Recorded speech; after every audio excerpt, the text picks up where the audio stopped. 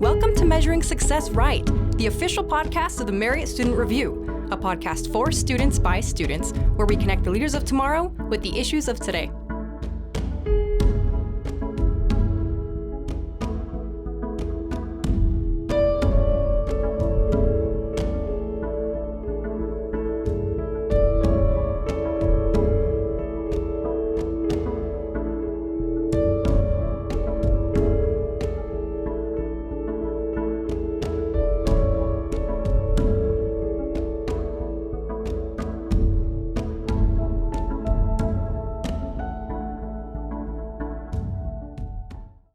Hello, and welcome to a new episode of Measuring Success Right.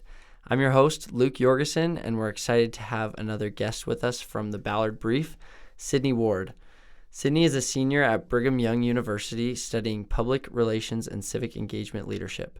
She is passionate about youth civic engagement and volunteers as communications director at Girls Lobby, a local nonprofit dedicated to increasing communication between girls and the Utah State Legislature.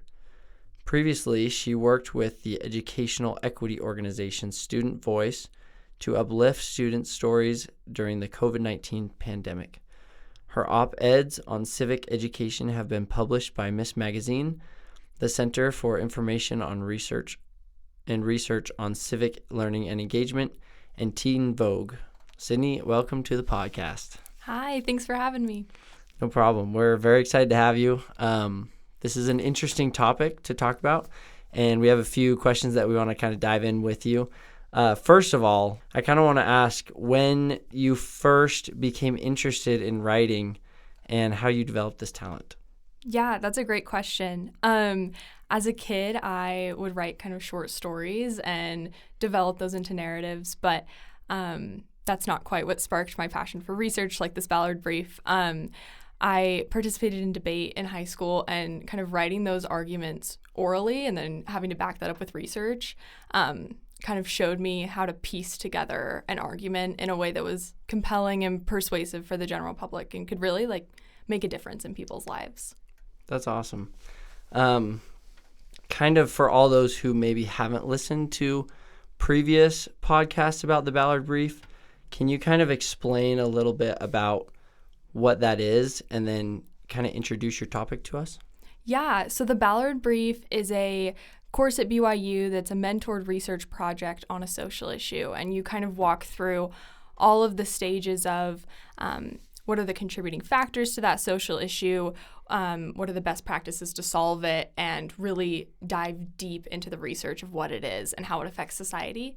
And so the topic that I chose was civic education in the United States and the lack of quality that we have in that right now.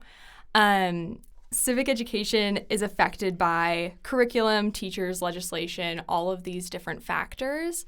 And all of those kind of come together to create an ecosystem where students might not be learning at the same rate as their peers on the other side of the country. And so I was really curious to investigate how that lack of consistent quality civic education is affecting our country and the consequences that it can have on students. That's interesting. I really like that topic, and I think it's something that's good for all of us to be aware of and to talk about, especially nowadays. I think it's becoming more apparent that it's important in schools.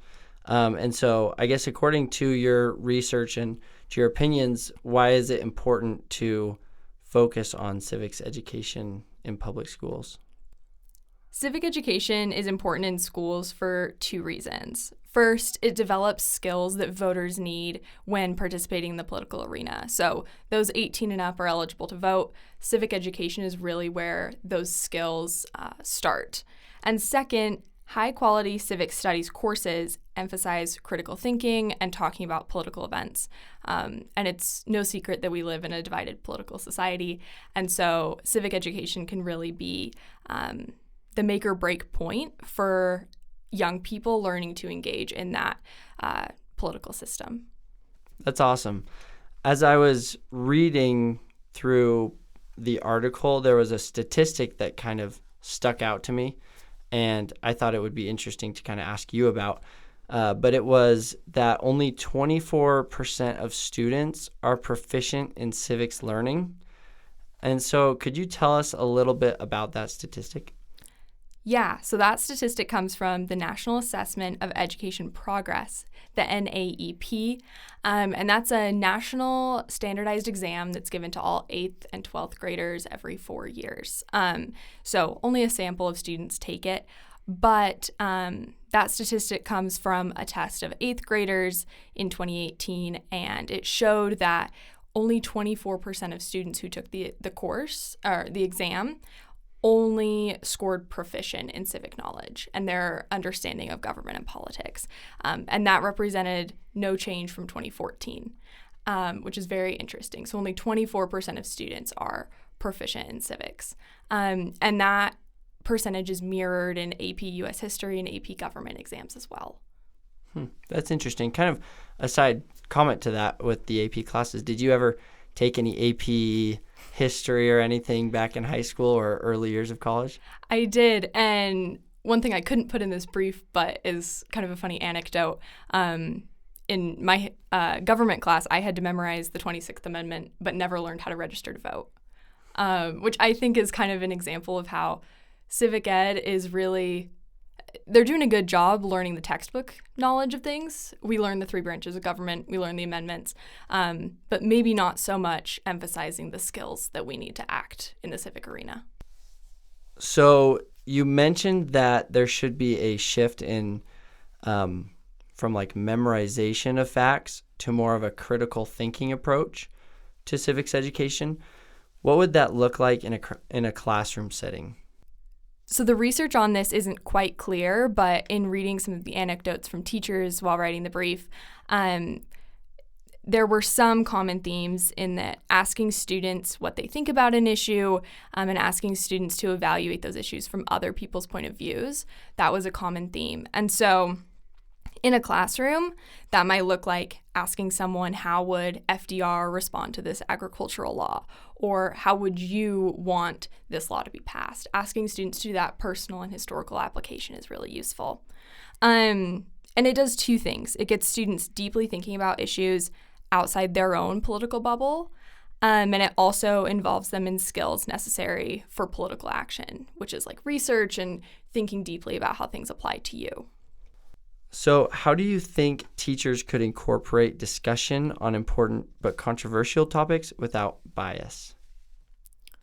This is tricky, I think, because those controversial topics are often determined by kind of the society around us, not necessarily the curriculum in the classroom. And the research shows that it's often not the teacher's fault that things are viewed as controversial. 81% of teachers want to talk about politics and elections in their classes, but only 28% find support from parents in that endeavor. And even fewer see support from administration and principals in talking about politics and current events. And so that presents a really difficult place for teachers. Do they talk about these essential skills that students need and these current events that would really engage students in politics? Or do they stay silent and stay in a safer kind of sphere? And so I think, absent that trust there, teachers should be able to set ground rules inside their classroom for communities of trust with students so that all perspectives can be shared and valued. And it isn't necessarily them endorsing one party or another, but just having a discussion about political ideas and values. So it's easier said than done, certainly, and especially in a divisive political climate. But I do think that encouraging teachers to have those tough discussions is something that is in the best interest of everybody, because those students are going to be the ones running our country someday, and they should know how to think critically about issues. So these classes are funded in different ways, and you mentioned there was a little bit of funding inequality in the civics department. Could you talk a little bit about that funding inequality of civics among other subjects? Yeah, so federally, 50 cents is allocated for STEM for every 5 cents that's given to civics. And that's simply because federal laws allocate money differently and emphasize different subjects. And it means that civics has a lack of resources and also a lack of staff. at the federal funding level. And so the Every Student Succeeds Act kind of dictates this. That's the federal statute for education funding. And there are some civics provisions in it, but they've never been fully funded by Congress. And so that's kind of the federal landscape. Education is mainly funded by the states, and so each state has their own way of doing it.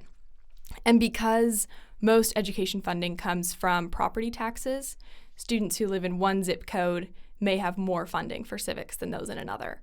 And the research is a little unclear as to the extent to which that differs between districts, but it can certainly be said that a student in a wealthier school district is going to receive more resources towards civics education than one in a poorer district.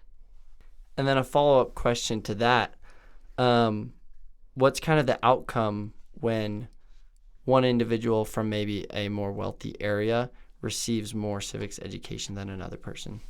That's a great question. And it results in higher test scores. It results in more opportunities to engage with their community directly. So they'll have more service learning opportunities, most likely. They'll have a teacher who can take the time to bring in a state representative or a nonprofit to talk about how civics works in the real world. And they'll have an opportunity to apply their skills maybe in their local community.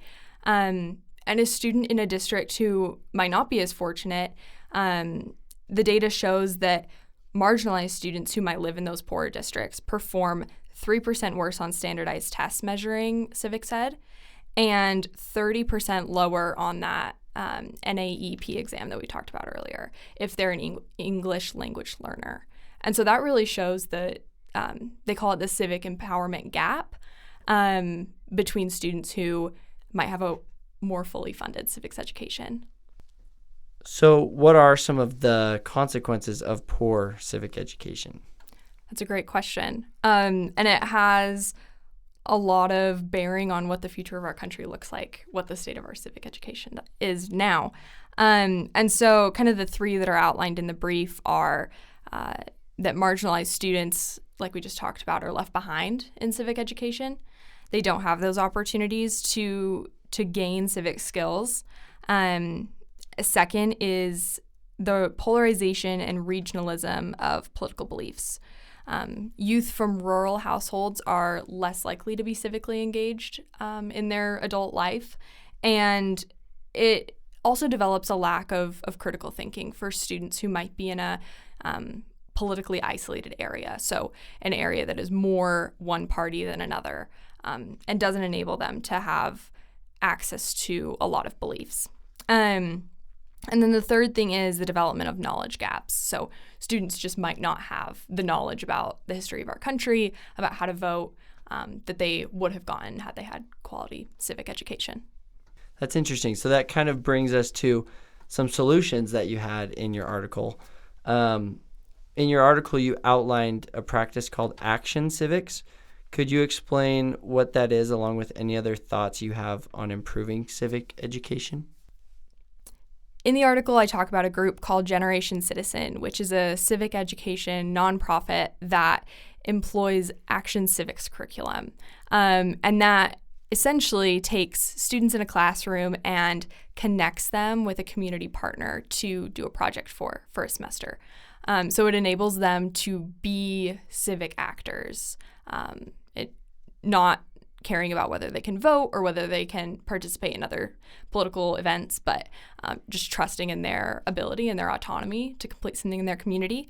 And so a central part of that is centering student voices.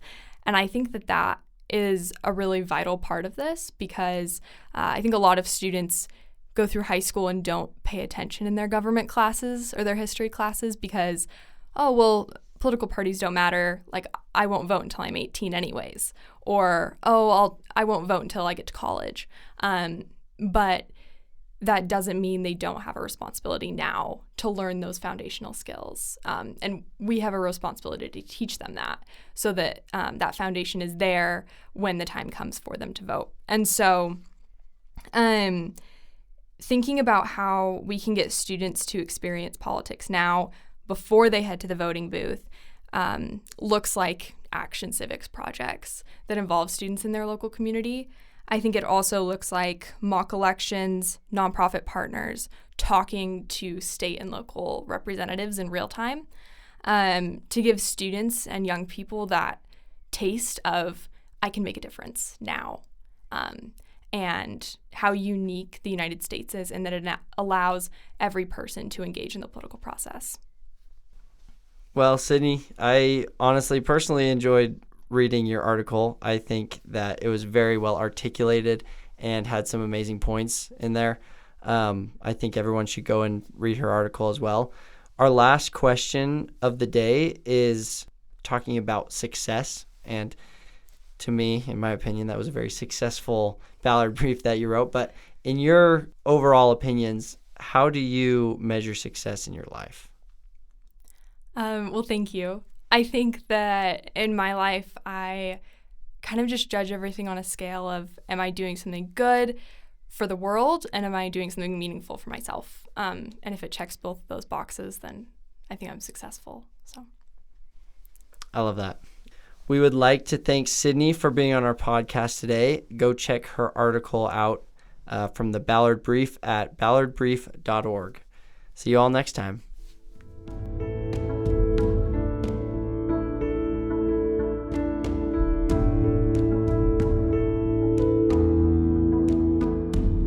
Make sure you subscribe to our podcasts on Apple Podcasts, Spotify, Google Play, or SoundCloud so you never miss an episode. Be a friend and tell a friend about measuring success right.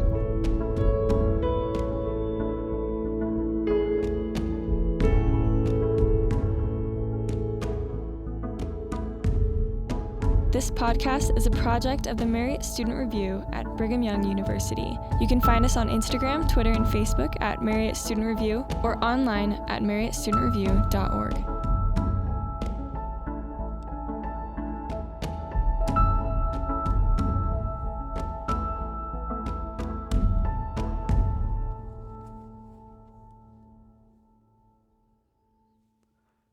The views and opinions expressed in this podcast do not necessarily reflect official policy or position of Brigham Young University or the Church of Jesus Christ of Latter-day Saints.